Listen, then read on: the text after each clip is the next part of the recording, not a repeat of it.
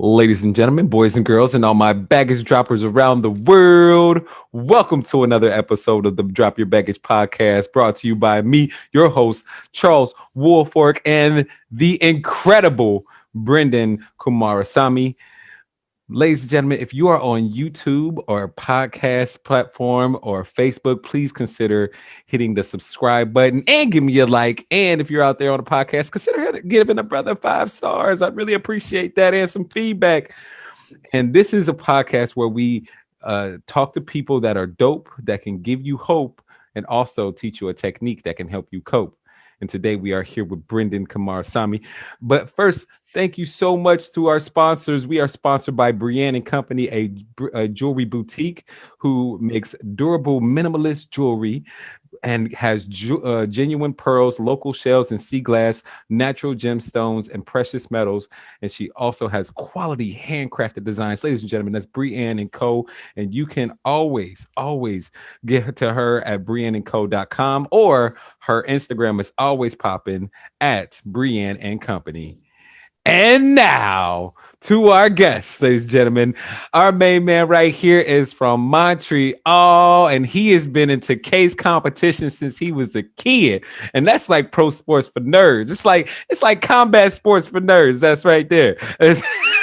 He's applied competition for speaking and presentation, and now he helps people become more comfortable with speaking. And he believes that communication is super important. And now he has built an amazing YouTube page called Master Talk. And Master Talk is being the bridge between ideas. And he's doing outstanding on Clubhouse. Ladies and gentlemen, this amazing full-time coach, I bring to you, Brenden Kumarasamy. What's up, Brenden? What's up, Charles? How are you, man? Good, man. I had to do it a lot calmer that time so I wouldn't break my laptop. Ladies and gentlemen, my laptop broke on me last time I did that, so I didn't want to get too crunk on it this last time. So, Brenden, what got you into case competitions in the first place and started developing your communication skills like you have been doing? Yeah, absolutely, brother. So when I was in university, to your point, I started doing these things called case competitions, mostly to get a job, not really out of passion or because I loved them or because people love doing presentations every single day, right? But mostly because most people who do these competitions end up getting multiple job offers in corporate after their degrees are over. So I told myself, my mother didn't have a lot of money growing up, neither did my dad. So I said, if I go to business school and I do these competitions, I'll be really successful. So I started doing them. And as I got better at them, I slowly got obsessed with them. So I started doing them for fun, probably in year 2. And I also started coaching other people on communication, mostly because no one could afford a speech coach. Like no one had the money for one in uni. So I started coaching these individuals. And that's how I gained the skill. In other words, I accidentally became a great communication coach without ever wanting to be one. So that after I graduated from university, I just had the idea to start making videos in my mom's basement on public speaking, and one thing led to another, and here we are. Man, so you started out like 8 Mile. Yeah. No, nothing. Never mind. So like, how many of those competitions have you won? One, not a lot, actually. Really? I think I've competed in around 50. Wow. I've probably only won 3 or 4. Wow. Yeah, a lot of these competitions are highly subjective, as I'm supposed to say, given my track record. A lot of the people I coached won a lot, though. So tell me about Master Talk then. What's Master Talk and what is it all about? Yeah, absolutely. So Master Talk started mostly just as an idea to just help people who couldn't afford a speech coach. I'll just make these videos to help people learn. But now as I've gotten more traction, I've really refined the idea. Master Talk today is a way for me to be a bridge between everyone's ideas. How do I take public speaking communication information and teach it to the world? Because I think the next Elon Musk, Charles, is probably some 7-year-old girl in Cambodia who can't really afford a speech coach. So by creating these free resources as she grows up, she'll grow up watching to me and watching my videos, so that when she's Elon in 20 years, or a better version, hopefully, she's going to be an exceptional communicator too. Amen. Amen. So, like, what are some of the skills that you really emphasize on Master Talk? So a bunch of things, but if I were to summarize it in one word, Charles, it would be practicality. What is the practicality behind communication, how you actually do it? Because most of the time we hear advice like, Charles, you should be yourself. You should just get up on stage and speak. And none of that's really layered in practicality. Like, what do we actually do step by step? Mhm. One example of those that I teach in the channel is called the random word exercise. So the random word exercise, and I'm happy to demonstrate this if you want, is you pick a random word, like any word, sofa, lights, doorknob, and you make a presentation out of thin air. And what this does is it develops your confidence over time, so that when you're presenting to anybody on any subject, you're not really scared of communication and public speaking anymore. 100%. I am a member of Toastmasters over here on the island of Kauai, and we have table topics to where we'll choose a random subject and we just got to talk about it. So yeah, let's go ahead and do one of those. You ready? Let's do it, man. And on a side note, super cool that you're in like Hawaii and at Toastmasters in Hawaii. It's kind of like, is that like an island edition? Like palm trees? I'm like picturing this. Cool. Honestly, we did have meetings in a store that was just had nothing but flip-flops in it. It was pretty awesome. Flip-flops and sandals. But like I got third place in 2018 in the state for the Toastmasters competition so I was like, okay, then, it's not too bad, but it's nothing compared to what you're doing. All right. So what I want to do, let's just take the word biscuit, and you can go ahead and I'll give you a minute and you can do a presentation on biscuits. All right, here I go. All right. As I start my Sunday morning, a lot of people ask me how I start that day. Oh, Brenden, do you drink orange juice? Do you have a nice little breakfast? And I always say no. I always start my day with a nice biscuit. People ask me why. Why do you start your day with a biscuit? Because a biscuit is not just a dog's favorite treat. It is a way of getting started with the world's most simplest things. Biscuits carry so much peace in the way that we live our lives. Next to a nice cup of tea, next to a nice cup of coffee. It's simple, it's digestible, but it allows us to remember those special moments in our life.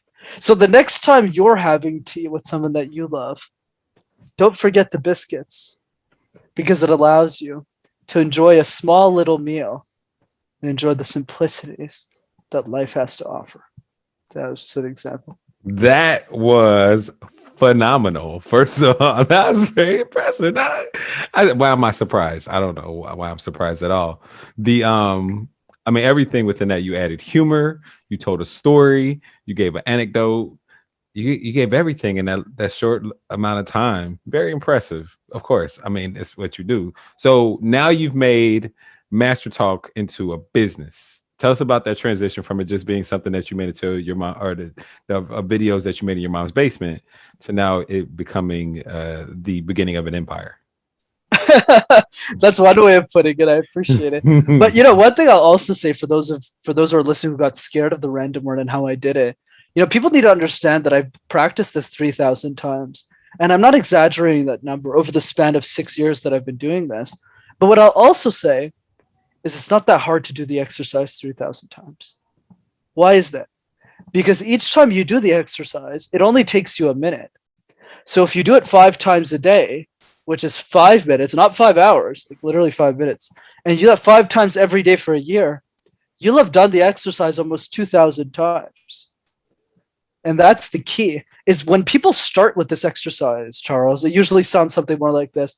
Like a biscuit is it's like something that you eat, but then as you get better and as you do it more, you start to get a bit more creative. You start to have a lot more fun with the exercise. Mm-hmm. So I encourage people Just do it 5 minutes a day. I'm not asking you to do it for 7 hours.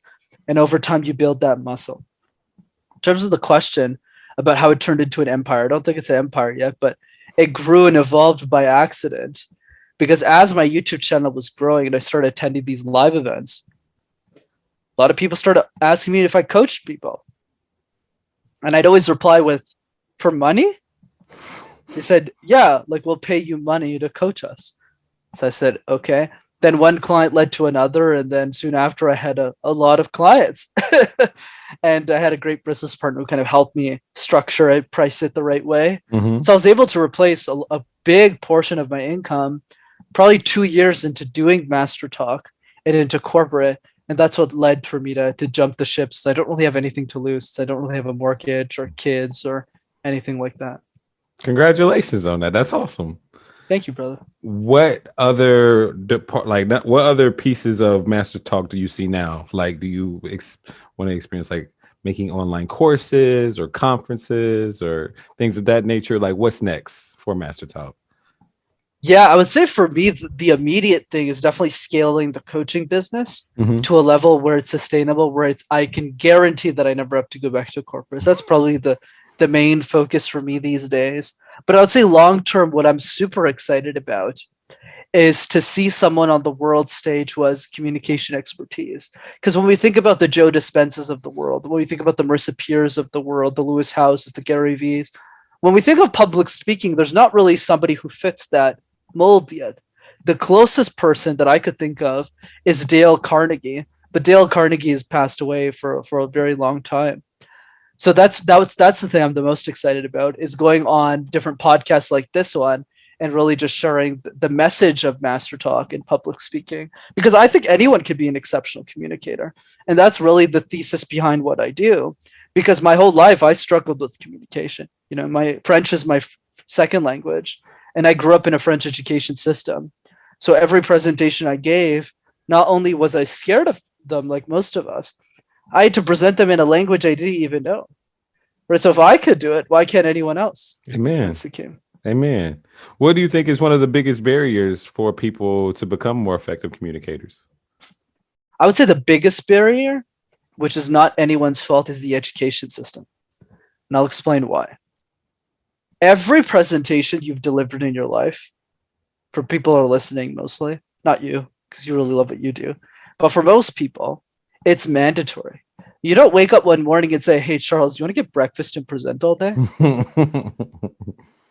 Says nobody. Right? So whether it's at school or whether it's at work, and let's touch on school a bit more, because that's where we learn all the habits and how to present. Let's break this down for everyone, shall we? So number one, you never get to pick the topic.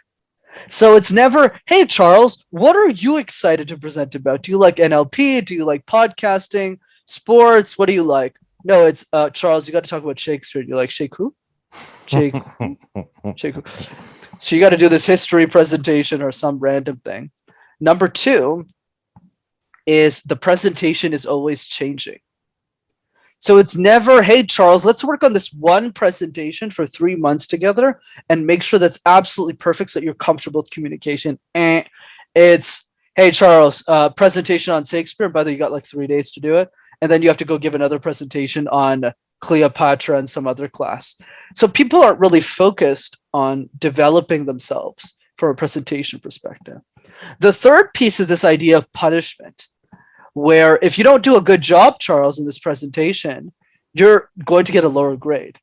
Or when you go to corporate and work, hey, Billy, when you don't go do a good job in this presentation, that promotion you wanted, yeah, you're not going to get it. So there's a lot at stake versus just saying, hey, it's okay. Just keep presenting it. You'll get better over time. Never happens in the education system. So what's the conclusion, Charles? The conclusion is we see public speaking like a chore. It's kind of like doing the dishes, right? And who wants to get better at doing the dishes? Nobody. And that's the biggest barrier for people. Oh, man. Wow. What skills were corporate looking for when you went and started going into corporate? As a job? Yeah. Oh, yeah. I would say for me, the biggest thing that they were looking for was definitely the interview process.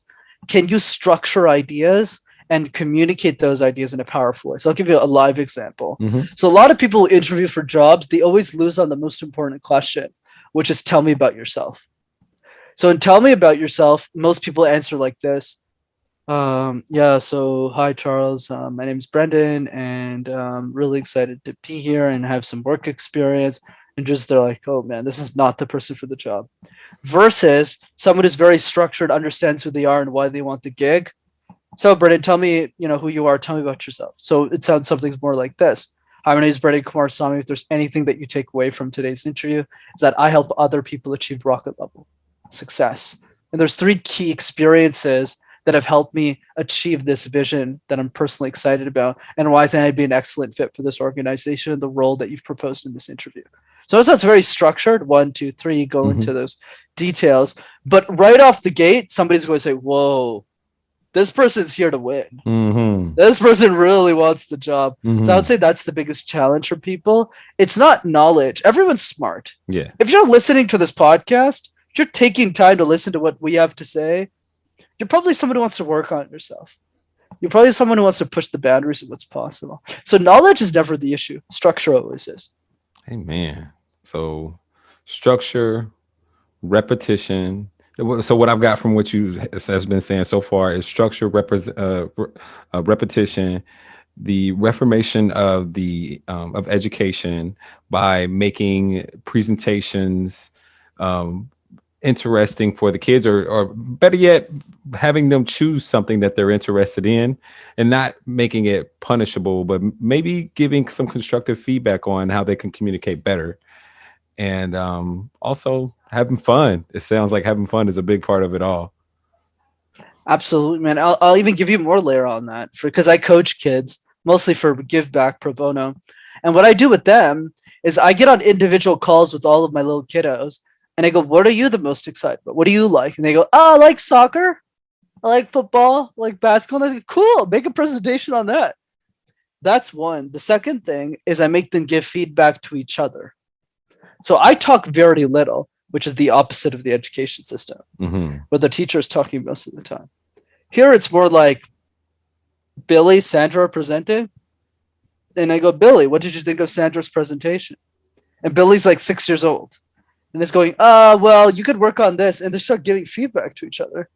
So they start having shared accountability for this presentation. And then the third piece is the facilitator. Always high energy, always in a good mood, always happy to be there. So for the kids, it becomes a conversation of not letting the facilitator down. So they start putting a lot of work in.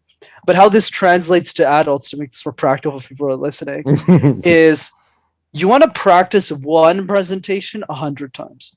So even if you're working in corporate and your presentations might change, always ask yourself, what is one topic that you're excited about to teach to other people? And it doesn't need to be you're on a stage in front of 10,000 people. It just needs to be, Brenden, I lost 30 pounds in the last 40 days with the help of my coach. And they go, perfect. Why don't you make a presentation on that? So for you, let's say the feedback, and let's say I was coaching you, it would be, hey, Charles, why don't you make a presentation on your podcast, like on Drop the Baggage? And then what you do is you ship that presentation to different universities. You actually show up and you talk about your podcast. And that way you're excited about making that presentation better, but also it selfishly benefits you too, because more people can find out about the show. Easy win-win. Boom. I love it. You're a beast. And I love what you're doing with the kids, because the best amount of personal development that I've ever gotten was getting constructive feedback from my Toastmaster speeches and also my speeches that I did when I became a trainer of Neuro Linguistic Programming.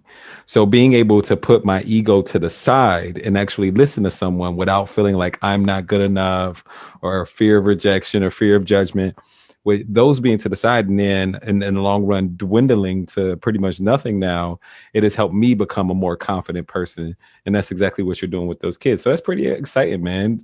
What's the biggest benefit that you've seen as far as doing that with the kiddos? I mean, the biggest benefit is definitely fulfillment.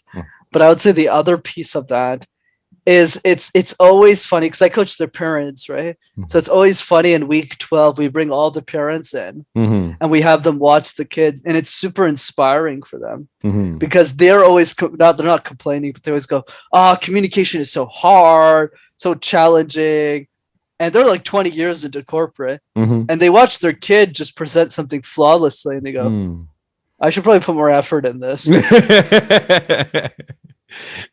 So Uh, you make them like rethink everything that they thought about communication.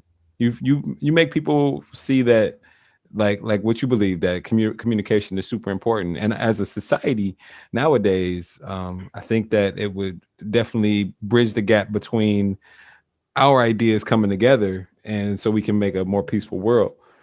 I mean, especially right now with a world that's so divided, if we were able to express ourselves more clearly and with a bit more, not just fluency, but a bit more elegance, then we'd be able to see from each other's point of views and be able to like I said, come together for the betterment of everyone. Is that like so? What's the like? What do you want to do on a grand scale as far as master talk is concerned in your coaching program? your direction is definitely accurate, Charles. So what's interesting about communication, this is why I'm excited about it, Hmm. is if somebody created a platform like what Gary Vee is doing in social media and business, Mm-hmm. but for only public speaking, what happens is more people who really want the transformation but just can't afford a coach because they're like 14 years old or something, Mm-hmm. they'll watch those videos, get really good really fast. And as these communicators get really good, all of the best ideas will get shared. I can pretty much guarantee right now, Charles, there's a lot of amazing good ideas that we've never heard of. Hmm. Not because those ideas don't exist, but because the person who has the idea is not willing to voice it. Hmm. That's the challenge. That's the issue. We don't have a lack of talent in this game. We have a lack of expression of talent. Mm. Right? How do we express our gifts in a way that people can hear them? Because if I wasn't a good communicator, well, it would double whammy for me because I am a communication coach, so I better. But let's say I was running a company as an example, like an Elon Musk type company. If he can't communicate why this matters to other people fast enough, it's going to be much harder for him to raise capital, to get customers, to inspire other people to work for him or her. And that's the power of communication, the catalyst that brings everything else together, that puts all the puzzle pieces together. It's kind of like the sticky glue that you need to be successful. So yeah, the grand scheme of things is for my clients to just be those geniuses. You're a beast, dog. I love it, man. Oh my gosh, like everything that you do is so inspiring. And you're only 25, so it's like you have the best amount of potential to do so much more. I mean, by the age of 35, 45, like your trajectory is just like a skyrocket. You know, and speaking of Elon Musk, it's just like that. It's like one of his rockets going into space. Into space. Hey, It's gonna blow up a couple of times on Earth before getting there. I hope not. God dang.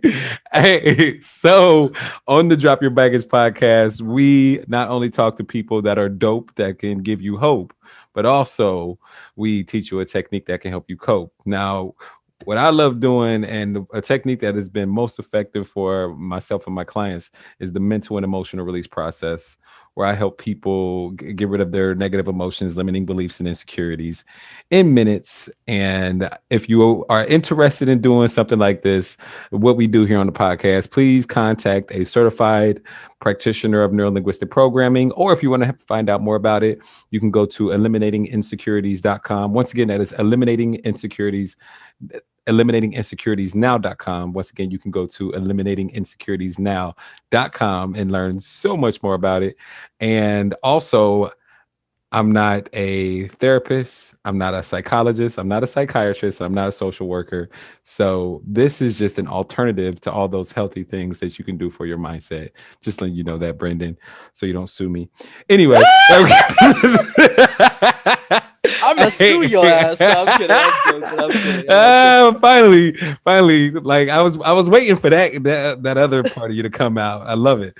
Hey, so today you said you wanted to release the fear of heights. And I got on him before this, y'all. I was like, the fear of heights, like, are you somewhere that has heights? He was like, no. I was like, now how are we going to test it?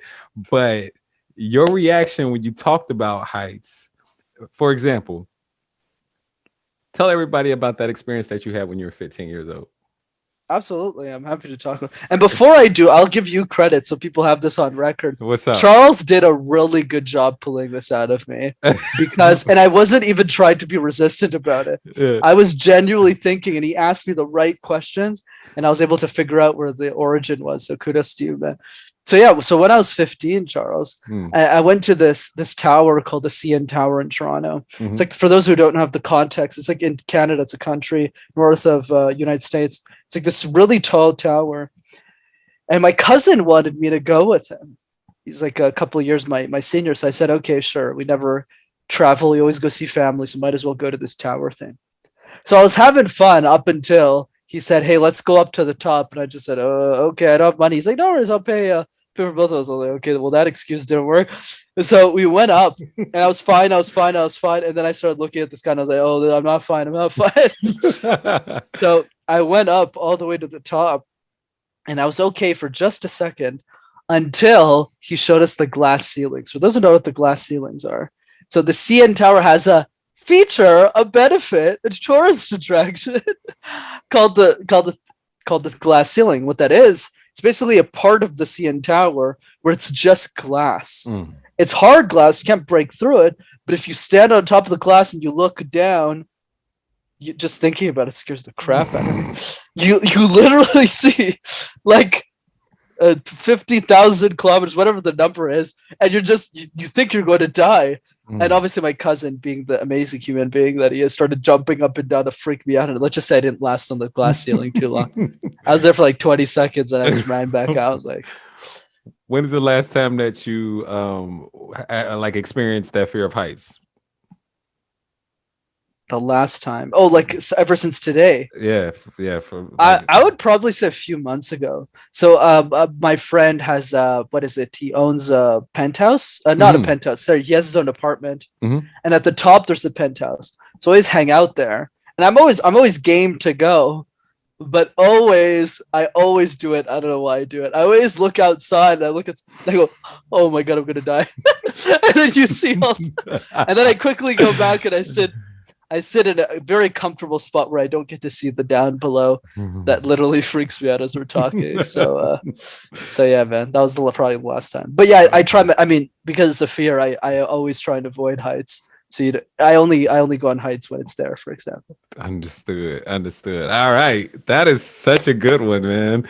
I didn't think it was going to work, but I am so excited. And you're one of the people that I want to get back to like right away. As soon as you go to like the penthouse or somewhere with heights, I really, really want to have you back on the show just to get the results of that ASAP. Because usually we deal with things that are like this morning I had a woman that dealt with shame or fear or like anger. So those are very visceral like feelings that you have that you can release right away as soon as you change your consciousness around them. But fear of heights, it's like you need it around, you need that around. So no worries. We're going to change your consciousness around your fear of heights. But right now, I want to let you know that you only have to do 3 things in order for you to have a profound experience. Number 1, you need to use your imagination. Number 2, you need to follow directions. Now, this is very important. In order for you to have a great experience, you need to make sure that you follow every word that I say because I've revised it so you can have the best experience ever. So if you do your own thing, you're going to screw it up. So following directions is very important. Cool? Got it. And number 3 is to trust the process. Know that I'm your guide and I'm going to be leading you through this easily and effortlessly. Sounds good, man. Let's do it. Awesome. Now with your, we have to create your imaginary timeline. Now with your timeline, your past can be to your left, to your right, or behind you. If you were to know where is your past can be to your left, to your right, or behind you. Where's your past? To your left. Where's your future? To your right, just like mine. Look at that. Very linear, you know what I mean? I love it. And okay, cool. Let's get into it. Is it all right with your unconscious mind for you to release this fear of heights today and for you to be aware of it consciously? Absolutely. Awesome. We found out the root cause. So what is the root cause of this problem? The first event, which when disconnected will cause this problem to disappear. Let's go ahead and tell the audience about that, where that fear of heights came from. Yeah, the fear of heights came from a story my mother used to tell me. So she grew up with 8 other siblings, 7 or 8, and there was this one of her siblings was 13 when he died. And what happened was he was climbing up a tree, and he was going after like a mango or a fruit, and he accidentally fell, broke his head, and died. Mm. So every time that I remember when I was a kid, every time that I would try and climb a tree or just touch a tree, my mom would freak out and say, "Don't climb! Like, don't climb the trees! Don't go high!" Right? Because my little brother is dead because of it. Hmm. And that's actually a story I forgot for maybe 15, 17 years until we had a discussion ourselves. But yeah, that's the root cause. There it is. Now, with everything that we are going to be going through, the most important thing that the most important thing that we are going to be doing in this exercise is replacing the negative thought patterns and with the positive thought patterns. So all the negativity that you see around an event, you're not going to focus on that. You're going to focus on the positive thought patterns. And simultaneously, as you do that, it is going to release the negative emotions or the fear of heights from your subconscious mind and instill those positive thought patterns. Understood? Sounds great. Let's do All it. right. So most importantly, what did you learn, and have it from a lens of acceptance and compassion and empathy and true strength? Sure. I think for me, what I learned from that experience. Hold on. Hold on. Oh, oh, is that not? We about to do it. You ready? Oh, sure. All Gotcha. right. Let's get it. So you can go ahead and close your eyes and relax and let me know when you're ready for the process to drop your baggage. Let's do it. Now, just imagine floating up above your timeline and float deeper and deeper and deeper into the past, above that first event in which you felt that fear of heights when you were just a little kid and your mom was talking to you. And just see that event, be the observer of that event. See yourself and your mom and all the surroundings of it, and just hover above that event. Let me know when you can see yourself. Yeah, I can see myself. Awesome. Now stay right there, being the observer, being the observer of the event. Now, just ask your unconscious mind what it needs to learn from the event. The learning of which will allow you to let go of the emotions easily and effortlessly. Your unconscious mind can preserve the learnings so that if you need them in the future, they'll be there. Just tell your unconscious mind to preserve the learnings. What is something positive and empowering you can tell yourself and your mom as that little kid, and yourself as a little kid, and your mom and everyone else involved in the event, with the consciousness that you have today that will allow the emotions to evaporate like water on the concrete on a hot summer day? And as you preserve these learnings, the emotions are starting to dissipate more and more until they're all gone. Let me know when they're all gone. They're all gone. Awesome. Now, with your eyes closed and you hovering above that event, tell me, what positive thought patterns did you learn from that? I would say the biggest one is protection, right? My mom was just saying those things to protect me, to take care of me, uh, to make sure that I have a great life, to make sure that my life didn't end abruptly, to make sure I didn't take any risk. And that's empowering because I had a great mother, and I still do. So that would be the big lesson I got is, you know, like her protecting of me, but also understanding that um, that was preventing me from enjoying some of the amazing things about life, like seeing the great heights or seeing how our amazing world is built. That's what comes to mind. That's right. Awesome. Now, with you seeing that event as an adult, what can you take from that event and carry on with you in the future Mm, to help you with that fear of heights? I would say one thing I could take away from that just looking at that event as a third party is understanding that even if it was my mom's protective mechanism kind of coming out there, Mm. doesn't mean I need to apply that same protective mechanism on myself now that I'm an adult and I can make the right decisions and the right actions that will allow me to live the right life. So whenever that I see heights or whenever that I feel scared about heights, I don't need to worry about it as much because it was not me being scared of heights, but rather somebody else talking to me about, or rather telling me a narrative about how I'm not supposed to be around there and that somebody else should be taking care of me, or that something bad will happen to me. So I think one of those tips is like reacting or seeing the heights in a different way, like Mhm. to enjoy life rather than it being a protective mechanism that was set. Love it. That's right. Awesome. Now, just imagine floating up above your timeline and float deeper and deeper and deeper into the past, above the dinosaurs during the prehistoric age. Let me know when you're above the dinosaurs. Above the dinosaurs. Awesome. Now, as you're above the dinosaurs, float deeper and deeper into space to where space and the atmosphere connects. And imagine your timeline is the size of a fingernail. Let me know when you're there. And I'm there. All right. Now just float there, weightless, in space. And ask yourself now, where are the emotions? Tell me, are they there or have they disappeared now?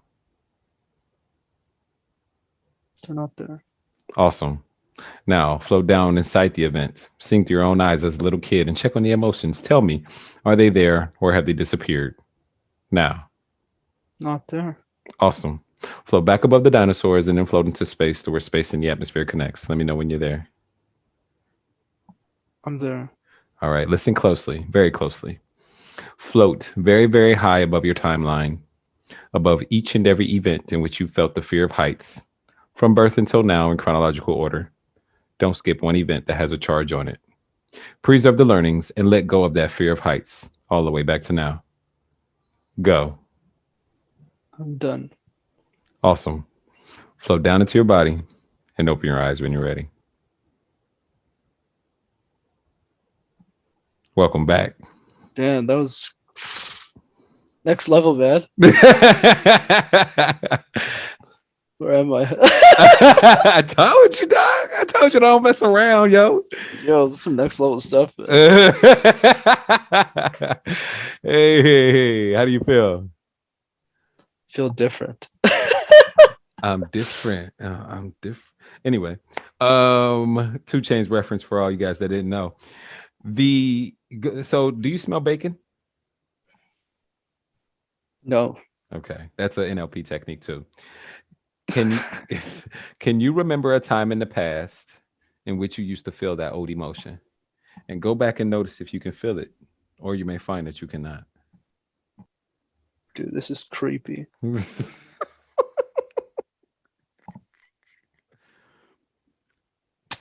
Nope. I want you to go out into. I want you to imagine going out into the future, to an unspecified time in the future, in which, if the same thing would have happened in the past, you would have felt a fear of heights. But it's the future now. So see if you can find that old emotion, or you may find that you cannot. Some weird shit, man. I'm thinking about the penthouse. Uh-huh. I'm not scared anymore. But I don't understand why that is. Congratulations. I don't understand how that makes sense, but it's working, man. You dropped your baggage, dog. What I tell you? What I tell you? All right, man. I'll report back. Yes, indeed. Dude, I wish I was lying to you, but this is working. This is Tell the audience how you feel. I don't know. I think the best way of feeling, I feel like there's like a small weight off my shoulders. Mm-hmm. And I feel like my hair is different too since I close my eye. I don't know. Just I just feel more at ease. Like, yeah. Like CN Tower. looking down. It's not. No, it's just. Yeah, it's just. Yeah, man. I think you're gonna build a big business, man. This shit works. Hey, hey, y'all. The whole time he's been so cold with his words, right? It's the only time he's been speechless throughout this whole podcast. Yo. He's This is like, weird, man. yep, CN Tower. Yep. It's just CN Towers. It's I can go there tomorrow. There's no. So you don't get the feeling of anxiety. Well, I'm not going to speak for you, but do you still get that same feeling of anxiety that you felt before we did this exercise when you think about heights? Definitely not the feeling we started with. Yeah. Definitely not. So what you can't even, so with you always having this, do you find that it's harder to explain how it is because how you feel now because you just like have such a foreign feeling, or what is it that's like giving you the lack of words right now? I don't know. It's just weird. It's just hard to believe. I see. It's kind of like how am I not? I'm a very critical thinking kind of person, so I always go like, how is this working? Like I just don't understand the logic behind it. So I guess I was surprised. Because like one of the exercises you did that really worked well, where you asked in the exercise, you said like, what is the lesson? And then when you did it that way, and I was like a third party person looking at myself as a 6-year-old, looking at my mom, I was like, oh yeah, the lesson is that my mom is very protective of me. As you said, she's worried. She's in a she took her first flight to Canada. Actually, sorry. Her first flight ever in her life when she was 31. Wow. Right? Her first ever flight. Right? So when she came here and I was born a year later, like she's born in that, that area. She's very scared. It's a new place. So she's very, reserved, very protective. That's what came up to me. Whereas I kind of just sat there and I just went, hey, I really appreciate everything you did for me. It's just but I can handle this one. Can handle this one. So the exercise, what I've seen about the exercise over the years is that it helps you change your perspective, especially it changes your perspective, and it changes your perspective to seeing people as those that you can look up to and take their words as law, if you will, and then see it as a place of compassion, of humanity, looking at them as a spirit. So now instead of seeing this like, oh, this is my mom and she's always told me this, looking at her as a 31-year-old that took her first plane ride when she was 31. I'm sorry, the 31, a 31-year-old that's taking her first plane ride, but also seeing her as a woman that just wanted to do anything and everything to protect her baby. And you're like, I'm not that baby anymore. Exactly. Yeah. That's gangster. I never even thought about this. Some next level shit, man. It's like because what's interesting about this exercise, Charles, is and I'll give myself a bit of credit here. I came to that conclusion for a lot of things. Like for money, I learned, hey, look, I need to manage it so I don't have a fear of money. It's like, okay, I should take control of this note. But I didn't do it for heights. Like I never thought it was even a thing.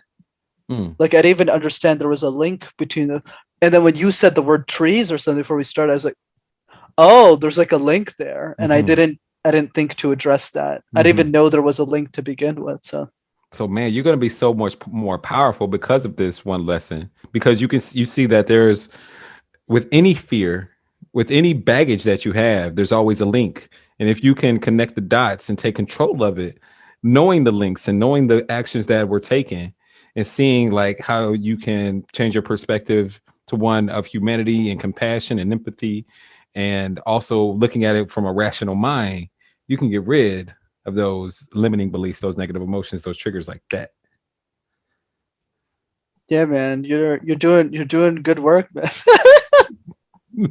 Appreciate you, man. Good. I'll keep you posted. I mean, Seems to be working. I can't wait. When the next time you think you would go to your homie? It's gonna be in a while. That's gonna be a while. It's gonna be a while. But you go to UPW soon, yeah, though. Yeah, right? Yeah, November. Is there any heights there?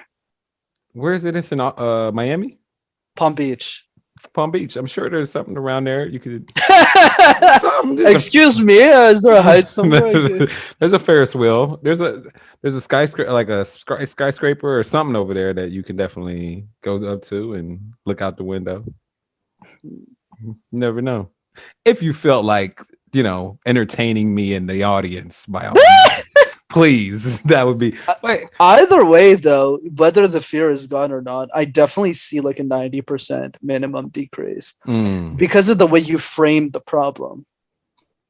So now, even if I might, because I don't know, but even if there might be a small thing, I'm not feeling it currently. Let's say even if there's the smallest fear, I could think about it from a different lens and just go, well, I mean, it's just my mom protecting me. That's not really. Why am I scared of heights? It doesn't make sense. But then what about, all right, tell us about how you feel about that time when you were 15 years old now compared to then. Like, I want to know about it now. Yeah, not scared anymore. Because I can picture myself in the glass ceiling now. Yeah. And I'm looking down. And I'm just like, well, it's not. Just not. Yeah. It's not. That's wild. Scary. But I don't understand why, though. You could viscerally see it, though, before on your face. Like, and you said it out loud. Like, just thinking I was like right this. now. Yeah. It's kind of awkward. I don't know what happened. It's kind of awkward. It's been such a part of your life. It's been a part of your identity, if you will. Oh, I'm a person that's scared of heights. And now you're not. Yeah, it's just not. I'm not, I guess. It's a bit hard to believe, Charles. I'll be honest, but it's working, man. I'm the David Blaine of emotions, dog. What can I tell you, dog? Man. I'm telling you, man. You're some like Hawaiian David Blaine. Who eats like Hawaiian pizza? I'm not sure. Oh no, that is blasphemous over here. I'm kidding. That is blasphemous. I'm just trying to get some negative emotion out of it. Yeah, mentioning Hawaiian pizza will do it. Oh my gosh. Thank you so much for showing up for your divine appointment and having me pry and pick at you until we got to the root cause of that. That was awesome. That was super fun, man. Thanks for having me. Thank you. Give us some last some wise words for the crowd. Some last wise words for the crowd. Sure. And it's going to be something you probably didn't expect, but there's a favorite quote I always like to end with. I'll end with a book recommendation, life advice. So the book recommendation is a book called Thirst by Scott Harrison. So Scott Harrison's the CEO of Charity Water. Absolutely love the work he does. And his book is absolutely transformational for someone who's looking to make an impact. He details everything. And from the area of my expertise, communication, public speaking, he's also a master of a storyteller. So it really teaches us how to make an impact and tell stories doing it. So I highly recommend the read to anybody. What is and it life again? advice, Thirst by Scott Harrison. Thank you. Yeah. And the life advice, especially for those of you who have made it, an hour and 20 into this podcast, still listening. So I'll end with my favorite quote, which is something I invented in my basement because I realized it rhymed.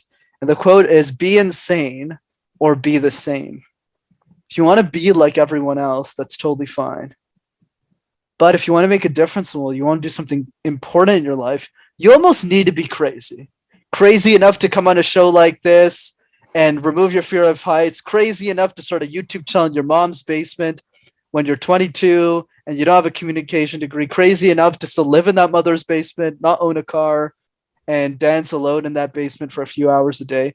And love Justin Bieber. I love Justin Bieber. I think he's amazing. And it requires this crazy insanity. Yeah. So I encourage all of you to question more and to really rethink where you are in life. And I think if you keep doing that, you'll eventually do something really cool with it. Love it. Where can everybody watch you, see you, learn from you? Give us your information, dog. Let me just say, this is as unique as it gets with content, what you guys got today. But if you want public speaking tips, definitely check out my YouTube channel, which is Master Talk in one word. Awesome. Ladies and gentlemen, thank you guys so much for checking out this episode of the Drop Your Baggage podcast and just for your attention in general. I love you so much. Please consider hitting the like and subscribe button if you're on YouTube and Facebook, or if you're on the podcast platform, consider hitting a brother 5 stars over here and give me some feedback. But until next time, take care of yourself and take care of one another. Peace.